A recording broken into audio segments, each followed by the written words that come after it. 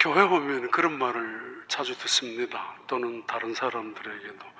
당신 교회 다닙니까? 예. 예수 믿으십니까? 예. 죽으면 천국 갈 수 있습니까? 예. 자신이 있을 때도 있고 귀찮아서 그 다음 말이 또 질문이 나올까 봐. 그래서 예. 만약에 당신 오늘 죽으면 천국 갈 수 있습니까? 예. 꽤 오래전에 30년 전에 30년, 40년 휴스턴에 그런 질문들을 많이 하고 받기도 했던 때가 있었습니다. 당신은 오늘 죽으면 천국 갈 수 있습니까? 때로는 의미 있게 받아들이고 때로는 불쾌하게 받아들이기도 할 만큼 그런 질문들을 했었습니다. 근데 그때마다 그 구원받은 증거가 무엇입니까? 당신이 만약에 천국 간다면 그런 확신이 있는 근거는 무엇입니까? 라는 질문을 얻을 때가 있습니다. 그때 조금은 주저하고 그러죠. 어떤 사람은 그 말을 언짢게 듣지만은 가끔은 내가 정말 구원받은 사람인가 스스로 의심하기도 하고 불안해할 때도 있습니다. 어떤 때는 구원받은 것 같고 어떤 때는 안 그런 것 같고 어떤 때는 하나님의 사람으로 축복이 있는 것 받은 것 같은데 어떤 때는 전혀 그렇지 못한 사람으로 여겨질 때도 있기 때문입니다. 오늘 성경 본문에 매우 중요한 한 부분만 끄집어낸다면 이런 말씀으로 우리에게 때로는 두려움까지 줄 수 있는 그런 말씀입니다. 사랑하는 형제들아, 너희가 항상 복종함으로 두렵고 떨림으로 너희의 구원을 이루라 라는 이 한 구절의 빌립보서 2장 12절의 말씀, 한 구절의 말씀만 보면은 대단히 중요한 또는 갈등을 일으키는 신학적인 문제가 되기도 합니다. 2장 12절 한번 봐요. 그러므로 나의 사랑하는 자들아, 너희가 나 있을 때뿐 아니라 더욱 지금 나 없을 때에도 항상 복종하여 두렵고 떨림으로 너희 구원을 이루라. 첫 번째 주제이죠. 첫 번째 갈등의 이유이죠. 기독교의 핵심이 뭐죠? 복음입니다. 교회 다니는, 예배 드리는, 그리고 천국 갈 수 있는 근거의 이유는 오직 의인은 믿음으로 말미암아 산다. 사도 바울은 로마서 1장 16절 17절에서 내가 복음을 부끄러워하지 아니하노니 이 복음은 모든 믿는 자에게 구원을 줄 수 있는 하나님의 능력이 됨이라. 첫째는 유대인에게요, 또한 헬라인에게로다. 복음에는 하나님의 의가 나타나서 믿음에서 믿음으로 이르게 하나니 기록된 바 오직 의인은 믿음으로 말미암아 살리라 함과 같으니라. 이 로마서 1장 16절 17절은 성경 전체를 요약하고 해석하는 중요한 기절이지만 기독교 전체를 설명해 줄 수도 있는 아주 중요한 말씀이기도 합니다. 믿음으로 의인은 구원받는다라는 말씀입니다. 오늘 본문은 우리의 구원이 뭔가 모자라는 듯한, 우리의 구원에 어떤 나의 노력이나 나의 의지나 나의 선함을 얹어 놓아야 되는 듯한 그런 말씀 의미입니다. 신학적으로 갈등은 알미니안주의, 그 메소디스트에서 강조하는 우리의 선택이나 우리의 의지나 우리의 노력도 구원에 필요하지 않느냐라는 말씀과 우리 장로교회, 개신교에서 주장하는 아니야, 오직 의인이 가지고 있는 믿음 충분하지 않느냐, 그 믿음으로 구원받는다고 이 두 가지가 충돌하는 듯한 인상을 갖게 됩니다. 물론 천주교회는 훨씬 더 강하죠. 적어도 우리의 믿음이 50%라면 우리의 행함도 50% 있어야 구원받는다라고 그런 의미의 강조를 중세시대는 엄청나게 많이 했었죠. 그래서 면죄부 대량을 판매하기도 하고, 또 하나 신앙적으로의 갈등도 있습니다. 믿음으로 구원받고 나서 자유함을 얻고 해방을 얻고 기쁨과 감격을 얻는 거 아니냐? 우리 어렸을 때 노래 많이 했지 않습니까? 나 구원받았네, 너 구원받았네, 우리 구원받았네. 구원받았으니까 기쁨이, 구원받았으니까 자유와 해방이, 구원받았으니까 춤을 출 만한 감격이 이루어지는 것인데, 지금 본문은 두렵고 떨림으로 너희의 구원을 이루라고. Continue to work out your salvation with fear and trembling. 두렵고 떨림으로. 그럼 늘 근신하는 마음으로, 불안한 마음으로, 나는 구원받았는지 안 받았는지 불안하게 살아가야 되는가? 그런 또 하나의 신앙적인 갈등도 있습니다. 더 큰 갈등은 세 번째 갈등입니다. 오직 두렵고 떨림으로 너희의 구원을 이루라라는 말씀, 얼마만큼 우리가 노력해야, 얼마만큼 우리가 선하게 살아가야 하나님의 선에, 하나님의 의로움의 기준에 합격할 수가 있겠습니까?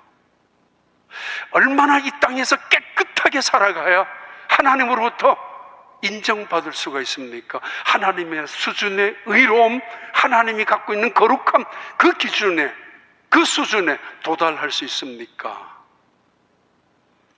교도소에 가면은 24시간 범죄만 한 사람들이 있는 건 아닙니다. 24시간 중에서 1시간 혹은 10분 잘못해서 교도소에 들어가는 사람도 있을 것입니다. 24시간 선한 생각, 선한 의로움만 갖고 살 수는 없지 않습니까? 아무튼 우리가 얼마만큼 노력하고 얼마나 의롭게 행동해야 하나님의 합격 기준에 도달할 수 있을까? 그 수준에. 쉽지 않습니다. 그러기에 이 두 가지, 때로는 이 두렵고 떨리는 마음으로 너희의 구원을 이루라는 말씀과, 또는 오직 의인은 믿음으로 말미암아 산다는 이 말씀에 때로는 우리가 혼돈을 가질 때가 있습니다. 그러나 일단 원칙부터 말씀드립니다. 요한복음 5장 24절입니다. 내가 진실로 진실로 너희에게 이르노니 내 말을 듣고 또 나 보내신 이를 믿는 자는 영생을 얻었고 심판에 이르지 아니하나니 사망에서 생명으로 옮겼느니라. 분명한 기독교의 진리를 요한도 역시 예수님의 말씀을 통해서 우리에게 증언 선포합니다. 로마서 10장 9절 10절입니다. 내가 만일 내 입으로 예수를 주로 시인하며 또 하나님께서 그를 죽은 자 가운데서 살리신 것을 내 마음에 믿으면 구원을 받으리라. 사람이 마음으로 믿어 의에 이르고 입으로 시인하여 구원에 이르느니라. 너가 만일 예수님을 주라, 구주라고, 주라 시인하고 그를 죽은 자 가운데서 다시 살리신 하나님을 믿으면, 예수님과 하나님을 믿으면, 그 마음에 믿으면 의에 이르고 입술로 시인하면 구원에 이르느니라. 이것은 기독교에 결코 무너지지 않는 대전제이고, 기독교, 특별히 개신교의 세상을 향하는 선포이며 핵심입니다. 이것을 복음이라고 합니다. 기독교라고 합니다. 나사렛 예수를 그리스도라고 인정하고 이 땅에 계셨던 나사렛 예수 그리스도를 하나님의 아들로 고백하고 하나님의 아들로 이 세상에 오셨던 그분이 십자가에 죽으시고 다시 죽은 자 가운데서 부활하신 그 하나님의 아들 예수 그리스도, 그분을 믿으면 우리가 구원을 받는다라는 이 진리, 이것은 복음이며 이것이 복음의 핵심이며, 그리고 교회는 이 복음을 증언하고 복음을 선포하는 곳입니다. 그리고 성도는 이 복음만에서 은혜를 받고 복음으로 훈련받고 세상을 향하여 이 복음을 들고 나가서 그들에게 복음을 증명, 전도하는 것이 교회의 본질이고 사명입니다. 근데 오늘 빌립보서 2장 12절 다시 말씀합니다. 그러므로 나의 사랑하는 자들아, 너희가 나 있을 때뿐 아니라 더욱 지금 나 없을 때에도 항상 복종하여 두렵고 떨림으로 너희 구원을 이루라. 무슨 말씀입니까? 정말 믿음으로 구원을 받은 사람들이라면은, 그리고 하나님의 백성으로 살아가는 구원받은 하나님의 자녀가 되고 거듭난 사람들이라면은, 첫 번째, 그들의 삶의 목표가 달라져 있다. 오늘 죽어도 천국 간다고요? 그 증거가 뭐냐고, 객관적인 증거가 어디에 있느냐고. 물론 성경에서 우리 찾을 수 있습니다. 요한복음 1장, 3장, 5장, 10장 끊임없이 우리에게 말씀하는 거, 믿음으로 구원받는다는 진리이죠. 그런데 그 믿음이 어떤 믿음인가? 그 믿음이 어떤 믿음인가? 바나 리서치 그룹이 있습니다. 미국에서 기독교 설문단체로는 가장 오래되고 권위 있는 그런 바나 그룹에서 이런 연구를, 이런 설문을 조사했었습니다. 당신은 예수를 믿습니까? 예. 당신은 만약에 죽으면 천국 갈 수 있습니까? 예. 그럼 그 근거는 무엇입니까? 제대로 못 적는다고 하죠. 그리고 네 번째 질문에는 거의 답을 못 적는다 하죠. 그러면은 당신이 예수를 믿었고 천국 가는 사람이라면은 그렇지 않는 불신자들과 무엇이 달랐습니까? 어떤 삶이 달랐다고 생각하시고 계십니까? 당신이 믿지 않는 사람들, 천국이 없다라고 믿는 그 사람들, 하나님을 믿지 않는 그 사람들과 무엇이 다르고 얼마나 다르게 살아왔습니까? 돈의 문제, 권력의 문제, 인간의 살아가는 세상의 모든 문제와 그들과 얼마나 달랐습니까? 많은 부분들 속에 대답을 제대로 못했다고. 어떤 부분에는 오히려 천국이 있다라고 믿지 못하는 사람들보다도 더 욕심으로, 더 탐심을 가지고 간 적이 있을 만큼 그리스도인들이 이기적이고 욕심적이고 그렇게 살아갔다고, 자기만을 위해서. 거기에서 나오는 이야기이죠.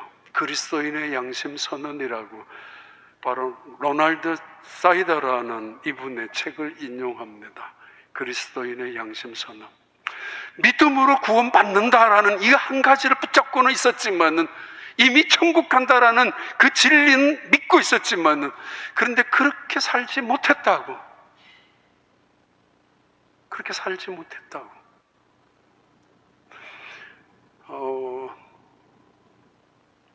한 남자가 한 여자를 지독히도 사랑했습니다. 그래서 그 사랑 안에서 행복했고, 또 그 사랑을 누리면서 굉장히 인생의 가치를 누릴 만큼. 근데 어느 날, 비가 오는 날 그 여인이 밖에 나갔다가 돌아와서 감기가 걸렸고 폐렴에 들어갔고, 그리고는 죽어갔습니다. 비가 오는 그 저녁에 창문을 열고 극한 슬픔에, 절제할 수 없는 슬픔에 사로잡힌 이 남자는 창문으로 뛰어내릴 만큼 격한 슬픔을 억누르지 못하고 있었지만은, 그 여자는 죽었습니다. 죽은 다음 그 시신을 무덤에 묻고 나서 도저히 집에 있을 수 없어서 그 여인의 시신이 있는 무덤, 거기에 가서 있었습니다. 근데 깜짝 놀랐습니다. 각 무덤이 열리기 시작하기 때문에. 그리고는 그 무덤 속에서 그 무덤의 주인, 시신이라고 느껴지는, 생각되는 그런 시체들이 벌떡벌떡 일어나면서 비석을, 어떤 사람은 깨트리고 어떤 사람은 비석을, 문구들을 문지르고, 그리고는 밤이 새도록 그 비석에 글자를 새겨놓고 있는 광경을 보았습니다. 그 유명한 모파상의 라르테 모르테라는 고인 죽은 사람이라는 책 속에 나오는 단편 이야기입니다.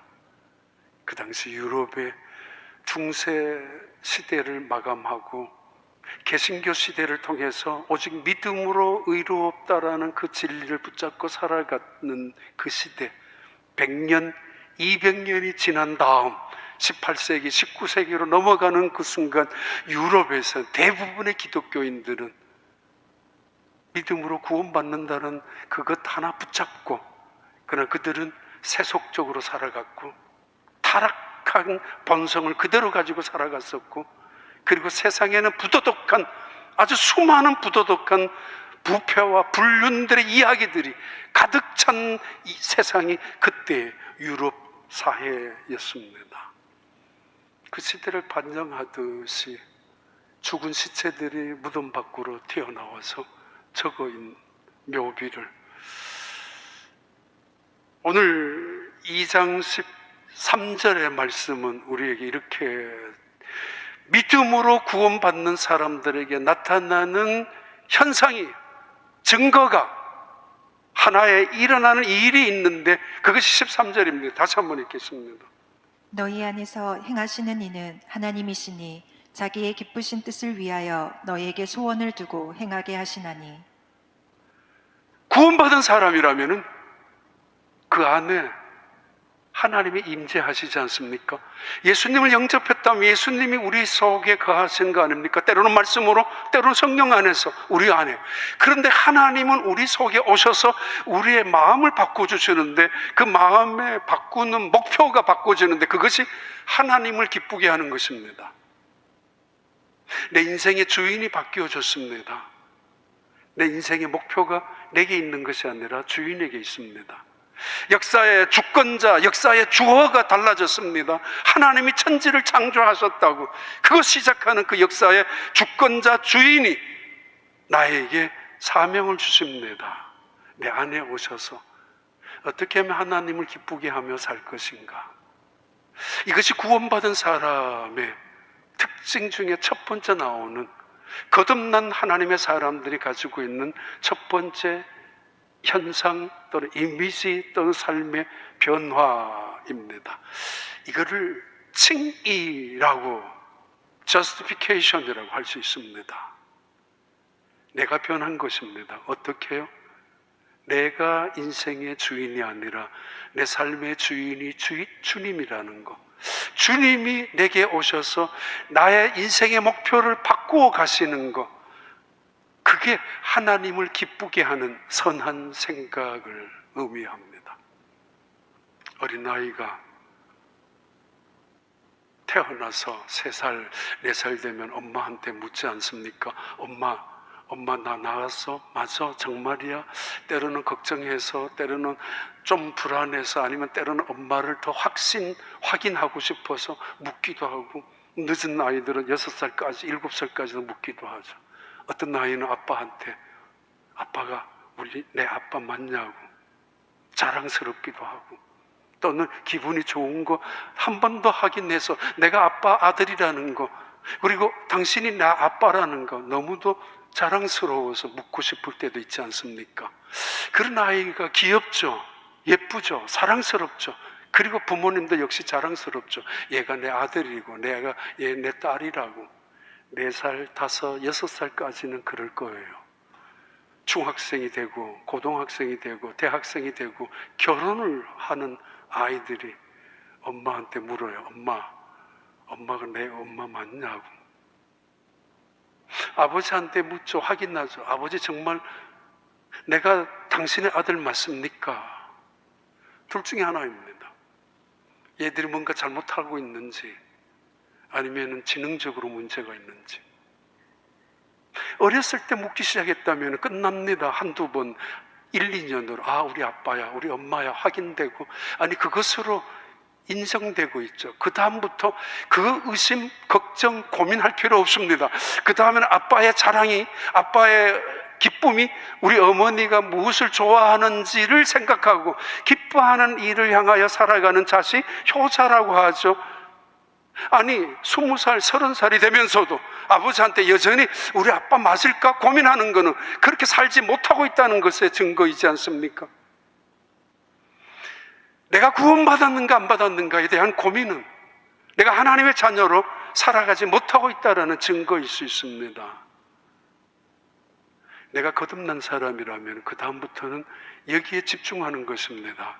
하나님이 무엇을 원하시는가? 아니, 하나님이 오셔서 내 마음을 그렇게 선한 생각, 하나님의 기쁨을 위하여 살아가도록 생각을, 마음의 소원을 주신다는 말이죠. 동시에 그 소원을 주시면서 동시에 우리에게 그 소원을 이루어갈 수 있는 능력과 지혜와 환경도 허락하신다라는 그런 의미입니다. 무덤에서 무덤을 열고 튀어나온 시체들, 그 시체 중에 한 사람 이런 말이 있습니다. 자크 올리방이라는 51세였던 사람입니다. 여기 자크 올리방이 61살의 나이로, 51살의 나이로 잠들다 우인들을 사랑했고 정직했으며 선량한 그는 주님의 평화 속에 평안히 잠들었노라. 그 비석이 글귀가 썩혀져 있었던 것을 그는 날카로운 돌로 긁어내어서 다시 써서 새겨놓았는데 다음에 그 다음 날째 바라보니까 이렇게 적혀져 있었습니다. 여기 자크 올리방이 51살의 나이로 잠들어 있다. 부모님의 유산 상속을 바라면서 가혹할 정도로 아버지의 죽음을 재촉했고 아내에게는 심각한 고통을 끊임없이 주었으며 내 아이들이라고 마음대로 괴롭혔고 이웃을 속였고 기회만 있으면 거짓말을 하고 살아왔다. 그렇게 살다가 나는 여기 비참하게 죽었다. 예수님 없이, 예수님 밖에서. 죽고 나서 죽음 이후의 세계에 달려가서 보니까, 끌려가서 보니까 도저히 비석에 써 있는 글이 못마땅하고 거짓말이고, 그리고 지금 자기가 당하는 고통 속에서 보니까 평안히 잠들어 있지 않거든요. 어떤 사람, 내가 지지하고 사랑하는 사람은 오로지 하나이고 세상에는 단 한 사람을 지지하는 이야기만 존재한다. 한 사람이 이렇게 임은 고통받고 억압받는 모든 이들의 벗이 되었으며 평생을 가난하고 소외된 사람들을 헌신하며 청빈하게 겸손하게 살아왔습니다. 당신은 우리 모두의 우상이고 영웅이었습니다. 우리의 영원한 존경과 사랑 속에 여기 잠들어 있는 당신은 우리의 여전히 영웅입니다. 근데 거기에 나는 세상 사람들에게 거짓으로 위선으로 존경을 받았습니다. 이웃의 고통을 다가가는 척 했지만은 내 것을 태우는 탐욕적인 사람이었습니다. 여기 그리스도 안에 잠든 게 아니라 어둠 속에 고통을 당하고 누워 있습니다. 묘비를 바꾸었습니다. 이 남자의 관심이 있었죠. 자기 사랑하는 여인의 비문에다 이렇게 적어놨거든요. 원래 한 남자의 목숨을 건 사랑을 받다가 그 남자를 사랑하다가 여기 죽어간 여인이 잠들다고. 궁금했죠. 그렇게 사랑했던, 지금도 사랑하고 있는 그 여인이 무덤 밖에 나와서 그 묘비에게 어떤 글을 적을 것인가. 결국 그 다음날 그 여인이 적어놓은 묘비를 찾아보았습니다. 그 속엔 이렇게 적혀져 있습니다. 한 남자와의 거짓된 사랑을 하다가 빗속에서 폐렴을 갖고 슬프게 잠들다.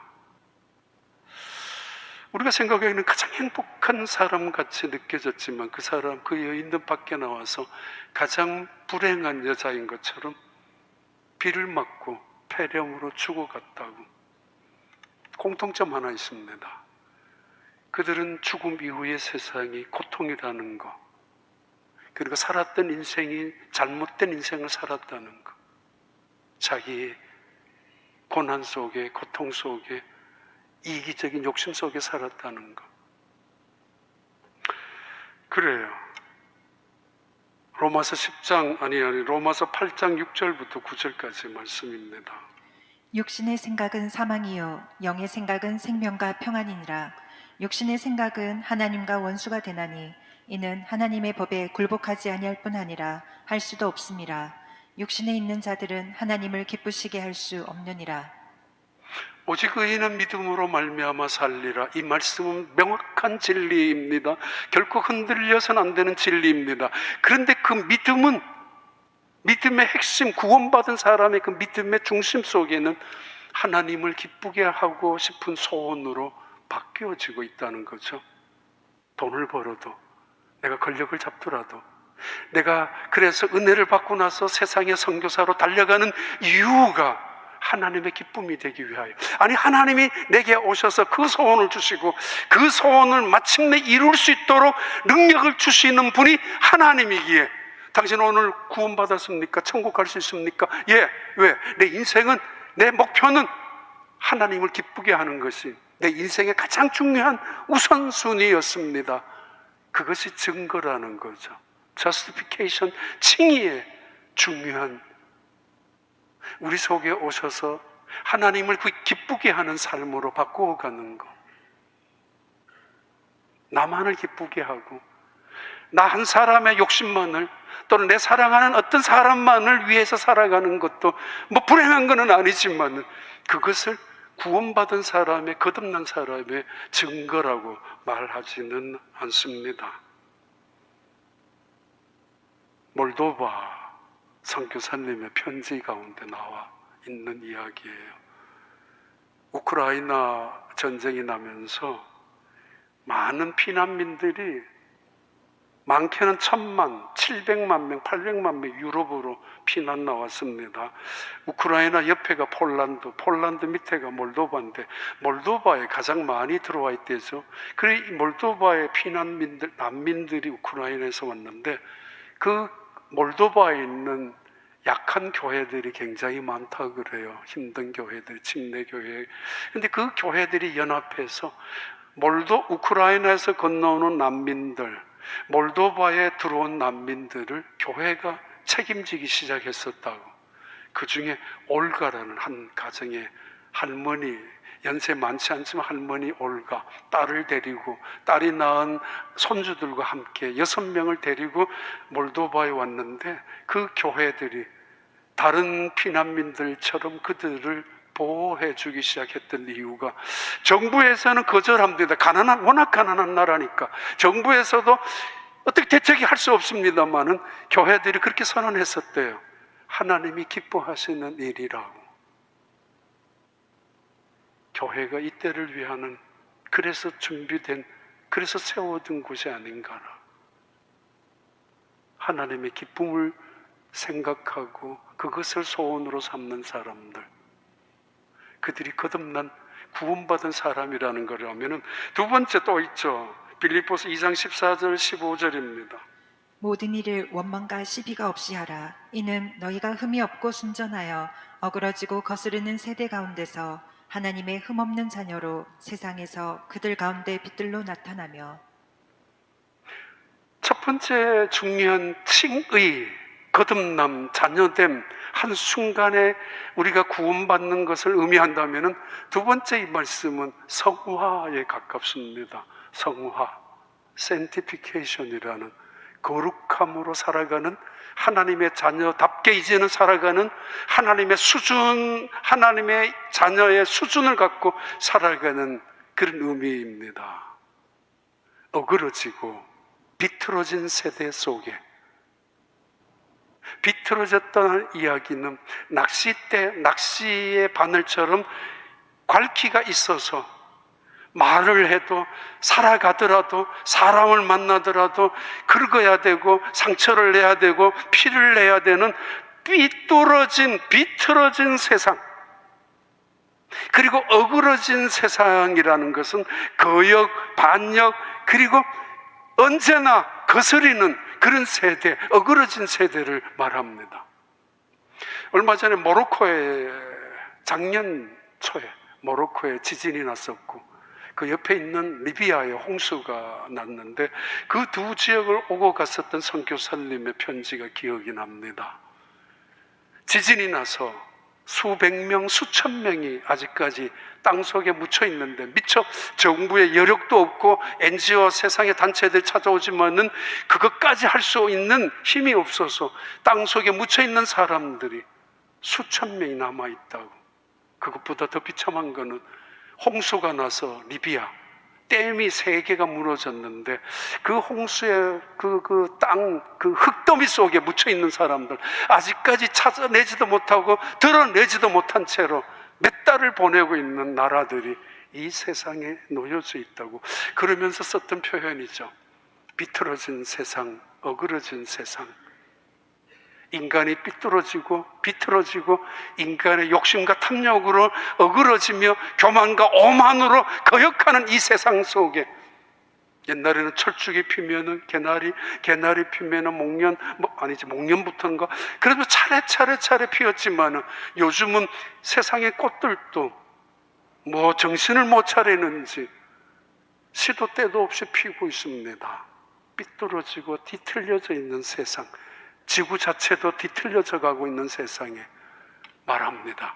흠없는 자녀로 세워지기 위하여 하나님은 우리를 빛의 사명을 주셨다고. 거듭난 두 번째 증거이죠. 아니, 우리가 하나님을 믿는 믿음이 참된 믿음이고 그 믿음으로 구원을 받는 사람들이라면 그들은 거룩함에 신경을 쓰고 하나님의 자녀의 수준으로 아버지의 이름에 명예를 걸고 하나님의 영광의 이름을 가지고 살아가는 그들이 거듭난 사람, 그들이 하나님의 구원받은 사람들이라고, 그 믿음이 이 믿음이라고 말씀하고 있습니다. 물론 사도 바울은 빌립보 교회를 향하여 이렇게 이야기했죠. 여러분은 교회 안에서 하나가 되십시오. 서로가 겸손한 마음으로 남을 나보다 낮게 여기고 서로가 존중히 여기면서 하나가 되십시오.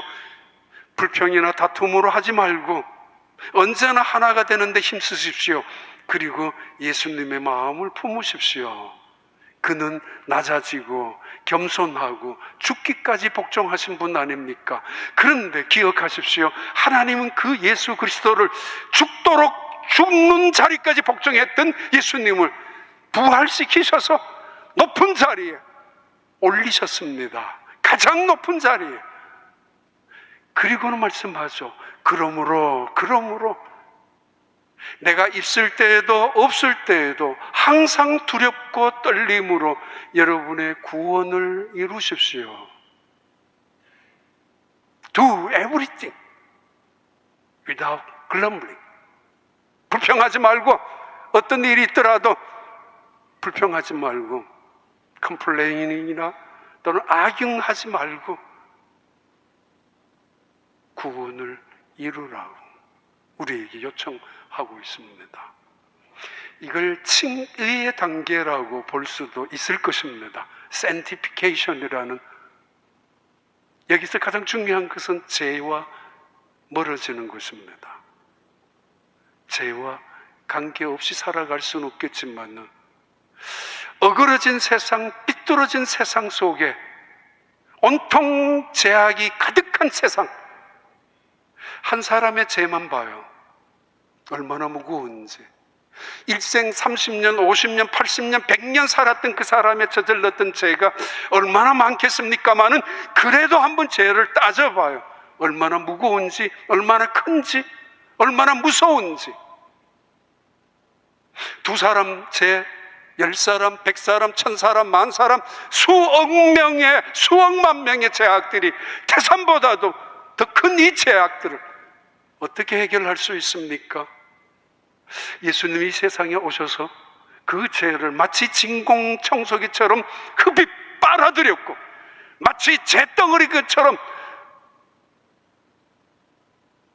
소가, 낙타가 그 무거운 짐을 지고 히말라야 산맥을 올라가는 것, 또는 그 사막을 걸어가는 것처럼 그 무거운 짐을 지고, 그래서 때로는 무릎이 깨어질 만큼 예수님은 온 세상의 죄를 짊어지셨고 그리고 빨아들이셨고 죄 덩어리가 되셨고 그 죄로 인하여 십자가에 그분은 죽으셨습니다.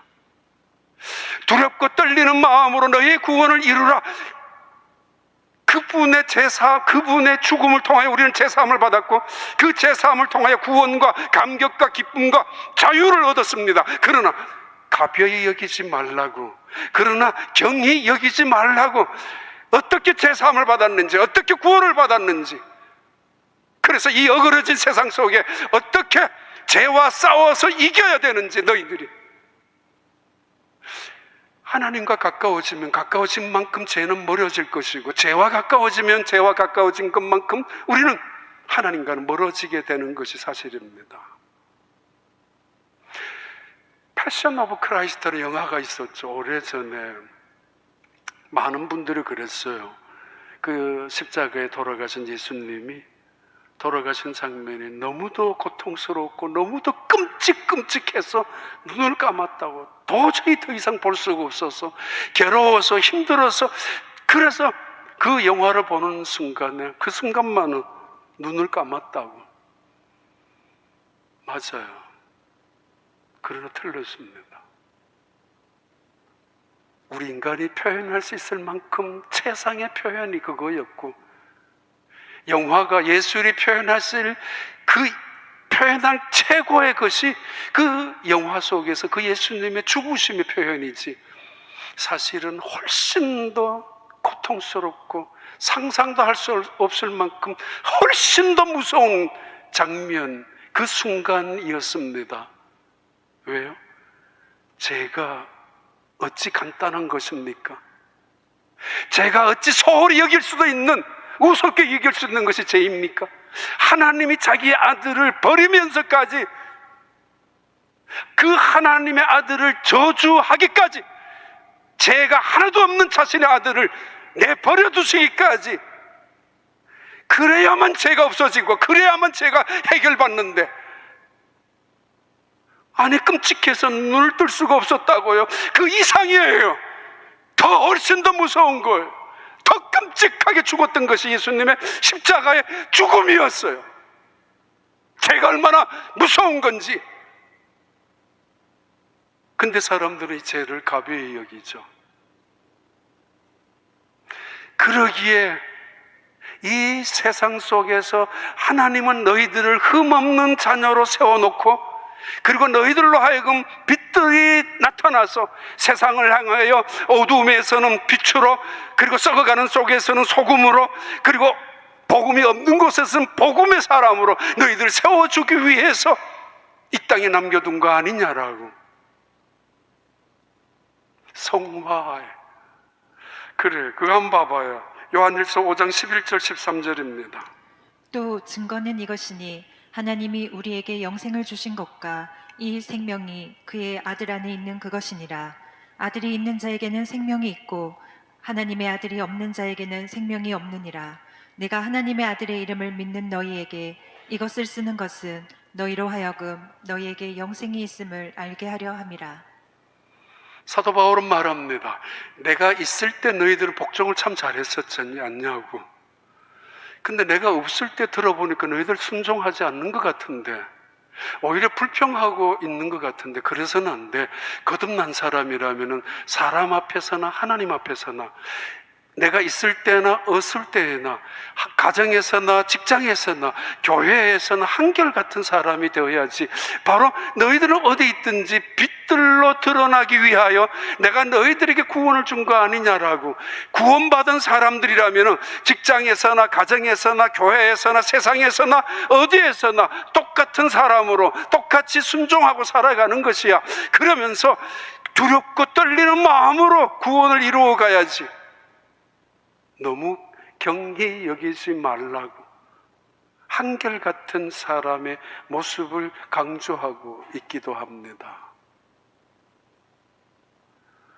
여기 있을 때 다르고 저기 있을 때 다르고, 이 사람 있을 때 다르고 저 사람 있을 때 다르고, 이런 환경 속에서 이렇게 말라고 저런 환경 속에서 저렇게 말라는 것이 아니라, 언제나 믿음 안에 있는 구원받은 사람들이라면은 흠없는 자녀가 되기 위하여 어떤 고난도 겪어야 하고 어떤 사건 속에서도 오히려 그들이 빛으로 하늘에 있는 별처럼 세상을 보여주고 희망에 세상에 드러나고 희망이 복음이 여기 있다라고 그런 거 아니냐라고. 마틴 루터 중세시대에 면죄부를 판매하기 시작하면서 도저히 받아들일 수가 없었습니다. 교황 레오 10세에게 편지를 썼고, 그리고 위텐베르그의 그 교회 정문 앞에 95개 조항을 적으면서 이렇게 선언합니다. 믿음으로 구원받는다. 오직 의인은 믿음으로 말미암아 산다. 이 말씀, 이 진리 외에 그 어떤 것도 용납할 수 없다라고. 교황의 권위가, 교황의 무엇을이, 교황의 전통이 구원을 주는 거 아니다. 아니요. 그들에게 행함을 강조하면서 면죄부를 100불에, 200불에, 800불에, 1000불에 팔면서 그러면은 너희들의 죄가 용서받고 너희 조상들의 죽음이 연옥에서 천국으로 옮겨갈 수 있다라는 그 면죄부 판매에 정면으로 도전하기 시작하면서 우리가 다시 기독교 확실하게 믿음으로 돌아가야 된다라고. 그것이 개신교였습니다. 그런데 한 200년, 300년이 지나면서 그 믿음 속에 있어야 되는 감격이, 그 믿음 속에 있어야 되는 진리의 힘이, 그 믿음 속에 갖고 있는 세상을 바꿀 수 있는 하나님의 능력이 약해지기 시작했습니다. 사람들은 점점 습관화, 익숙화, 난 당연히 따놓은 거, 이미 구원열차 타니까 티켓도 있으니까 난 당연히 그러면서 살아가는. 그래서 때로는 오히려 세속 속에 들어가서 죄와 더불어서 살게 되었던 그들을 향하여 사도 바울이 권면하는 권면입니다. 흠없는 자녀로 살아가야 되고, 흠없는 자녀가 된다는 이야기는 세상에서 빛의 사람으로 보여지는 것이 된다고 이야기 드린 적 있잖아요. 기억이 납니다만은 가게에 찾아온 손님이 우리 사장님 교회 다니냐고. 보니까 성경책 있는데 읽고 있으니까. 근데 그런 기대감이 있어야죠. 그 성경을 읽던 사장님이 어느 교회 집사, 어느 교회 권사, 장로인지 모르지만 그럼 그답게 살아가야죠. 욕심 조금 내려놓고 손에 조금 보더라도 그럼 다르다고 해야 하잖아요. 식당에 가서 기도하고 식사했다면 우리가 거기서 일하는 사람들에게 빈정거림 듣지 말아야 되잖아요. 교회 다니는 사람들이 더 하다고. 뭔가 그들에게 감동이 있어야 되지 않습니까? 이 세상 살아가면서 구원을 받은 사람들이라면 그런 은혜의 자리에 머물러 있어야 되고, 그런 것들이 세상을 향하여 빛으로, 다른 사람들에게 빛으로 증거 전달되었다는 의미 말씀입니다. 그들의 마음속에는 바로 영생이 있다라고. 너희 속에 영생이 있는 것을 내가 확인하기 위하여 다시 이 편지를 쓰는데, 너희 예수를 믿느냐? 그러면 너희 속에 영생이 있어. 그러면 그 영생은 바로 세상을 밝히는 하나님의 빛이야 라는 말씀의 의미이죠. 봐요. 하나 더. 빌립보서 2장 16절부터 18절입니다. 생명의 말씀을 밝혀 나의 다름질이 헛되지 아니하고 수고도 헛되지 아니하므로 그리스도의 날에 내가 자랑할 것이 있게 하려 함이라. 만일 너희 믿음의 재물과 섬김 위에 내가 나를 전제로 드릴지라도 나는 기뻐하고 너희 무리와 함께 기뻐하리니 이와 같이 너희도 기뻐하고 나와 함께 기뻐하라. 칭의, justification이라는 믿음의 첫 번째 단계이죠. 믿음으로 의로워지고 믿음으로 구원받고 하나님의 자녀가 되는 단계, 거듭남의 단계. 두 번째 단계는 성화이죠. sanctification. 하나님을 기쁘게 하는 목표가 세워지고, 그 다음 죄와 멀어지고 이제는 세상으로부터 빛으로 살아가는 사명을 갖게 되는 삶의 형태가 두 번째라면, 세 번째 형태는 glorification이라는 영화, 조금은 억지성의 기절이지만 일반적으로 그렇게 해석할 수도 있을 것입니다. 영광, 영화. 내가 믿음으로 살아가는 거듭난 사람의, 구원받은 사람의 또 하나의 특징이 있죠. 그들은 하나님의 말씀을 붙잡습니다. 약속을 붙잡습니다. 하나님의 말씀을 신뢰합니다. 그리고 순종합니다. 그 말씀 속에서 위로를 받고 그 말씀으로 통해서 능력을 얻고 그 말씀을 가지고 세상을 향하여 나아가게 되는 싸움의 지혜와 열쇠가 됩니다. 모든 문제를 푸는, 다른 말로 말하면 은혜를 사모하는 자가 됩니다. 어린아이가 태어났다면 발꼬락까지도 꼼지락거리고 손가락도 움직이고 정말 예쁘죠. 너무너무 귀엽죠. 그러다가 울죠. 왜요? 생명이니까. 젖을 먹어야 되니까. 움직입니다. 젖을 달라고. 살아야 되니까. 생명의 존재. 만약에 막 태어났는데 움직이지도 않고 있다면, 야, 얘 착하다, 참 순하다. 울지도 않는다면 먹을 걸 달라고, 아, 얘 정말 너무 점잖다라고 말할 부모님이 계십니까? 걱정이 됩니다. 불안합니다. 울어야 합니다. 달라고 때를 써야 됩니다. 움직여야 합니다. 하루 종일 끊임없이 먹고 싸고. 왜냐하면 생명의 가치, 생명의 존재가 그것에 있기 때문에, 먹어야 되기 때문에. 정말 하나님으로부터 거듭난 사람, 믿음으로 구원받은 사람들이라면은 은혜를 사모하기 시작하죠. 그래서 말씀을 읽죠, 듣죠, 그 말씀을 붙잡죠. 기도하죠. 기도하면서 하나님과 가까이 다가가죠. 은혜를 사모하죠. 목마름을 해결하죠. 그리고 찬양하죠. 은혜에 대한 갈망, 갈증이 있기 때문에 1년 내내 책 한 번, 성경책 한 번 안 읽고 10년 내내 교회 한 번 안 가더라도 아무런 의식이 없다면 둘 중에 하나죠. 구원 안 받은 사람인지 아예, 아니면 심각한 병이 있든지. 성경이 읽고 싶어져야 됩니다. 듣고 싶어져야 됩니다. 예배를 드리고 싶습니다. 가고 싶습니다. 은혜를 받아야 되니까, 내가 살아야 되니까, 내 영혼이 살아야 되니까. 내 영혼이 다시 거듭났다면 우리는 끊임없이 목말라야 되고 끊임없이 기도해야 되고 그 속에서 하나님의 영광을 드러내는데 우리의 목표로 바꾸어 가야 할 것입니다. 말하잖아요. 말씀을 붙잡으라고, 그리고 달려가라고. 하나님 앞에 끝까지 승리하는 승리자로 영광스럽게 나아가라. 다시 말합니다마는 은혜의 갈망이 없다면은, 기도하지 않고 살아가는데도 전혀 괜찮다면은 한 번 더 심각하게 생각해 보셔야 됩니다. 그때서야 내가 정말 구원받았을까, 못 받았을까. 어떤 때는 받은 것 같고 어떤 때는 안 받은 것 같고 뭐 그런 건 아니지 않습니까? 봐요. 다시 한번 베드로전서 1장 8절부터 10절입니다. 베드로전서 1장. 예수를 너희가 보지 못하였으나 사랑하는도다. 이제도 보지 못하나 믿고 말할 수 없는 영광스러운 즐거움으로 기뻐하니 믿음의 결국 곧 영혼의 구원을 받음이라. 이 구원에 대하여는 너희에게 임할 은혜를 예언하던 선지자들이 연구하고 부지런히 살펴서. 베드로 이렇게 말합니다. 너희들은 예수님을 만난 적도 없고 본 적도 없지 않느냐. 근데 너희들이 예수님을 믿는 거 보니 너무 기쁘다고. 나는 예수님이 살아계실 때 보았고 3년이나 같이 따라다녔던 제자였지만 너희들은 어찌 본 적도 없는데 그 예수님을 믿을 수 있느냐고. 그 예수님 하나님의 아들로 믿고 그 예수님 나의 죄 때문에 십자가에 죽으시고 다시 무덤 가운데 계셨던 그 예수님을 하나님이 다시 살리신 것을 너희들이 어떻게 믿느냐라고. 정말 놀랍다고.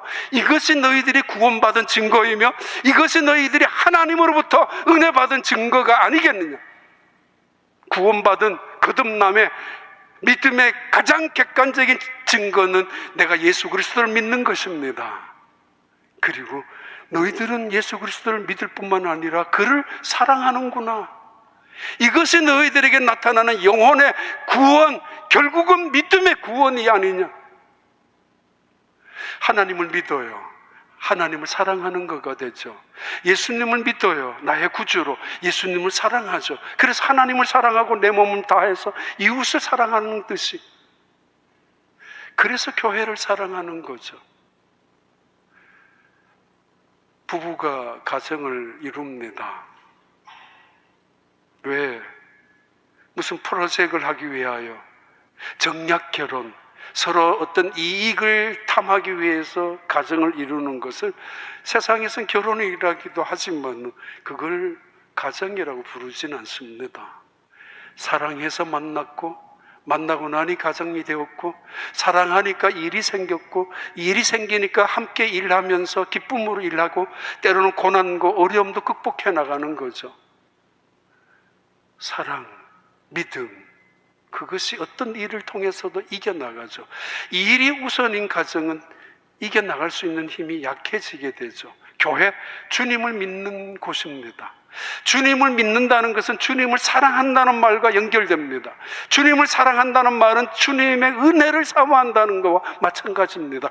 그래서 그 사랑 때문에 예배, 그 사랑 때문에 봉사, 그 사랑으로 인하여 헌신하는 것이지, 헌신하기 위하여 교회가 존재하는 것은 아닙니다. 주님 사랑하기 때문에 세상을 향하여 나아가는 것이지, 그래서 그들도 사랑하는 것이지, 이 일 때문에 시작된 프로젝트가 아니라는 말입니다. 너희들은 어떤 일이 있든지 불평도 시비도 없이 모든 일을 감사하면서 이루어 나가고 구원을 이루어 나가라고, 그러기 위해서는 하나님의 말씀을 붙잡으라고 그래요. 불평하면은 이건 하나님의 능력을 불신앙하는 죄가 되고, 하나님의 사랑을 거역하는 교만의 죄가 되고, 그리고 의심의 죄가 되고 맙니다. 하나님의 사랑과 능력과 신실하심을 거부하는 것, 때로는 침묵하는 것, 문제를 오해를 만들게 되는 것이 되지만은 작은 미소 하나라도, 말씀을 붙잡은 사람들의 특징이죠. 마음의 기쁨이 그때서 다시 일어나죠.